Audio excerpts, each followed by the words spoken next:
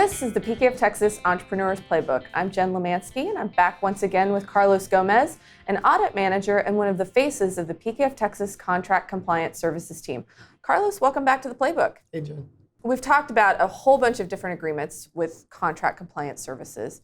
I know you've mentioned management/operation agreements.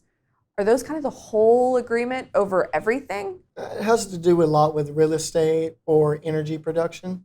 There'll be cases where you may own some land or a building, and someone's actually doing the renting out on your behalf there, whether it be commercial, residential, or you have the rights to a well, and someone's doing the production of the oil from there. So what would trigger a company to say, yes, I need a management or an operation agreement? Whenever there's a shared service or you're not going to operate it yourself, you just really need some help from someone in the industry who has some expertise in that specific industry, whether it be real estate or energy.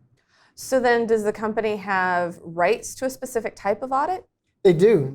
Most management operation agreements and third-party agreements in general have an audit clause. And those audit clauses are wonderful because it gives you an opportunity to bring in a third party like us to be able to do a review of the accounting records to make sure that they're in line with the agreement and that you're sharing the right amount of revenue, expenses, and other things. So what if the company's worried about costs? Good thing. We have ways to help mitigate that. Of course we do. Especially if you have multiple management and operations agreements. Sure. If we're doing 4 or 5 different locations, it becomes a really cost beneficial analysis after that.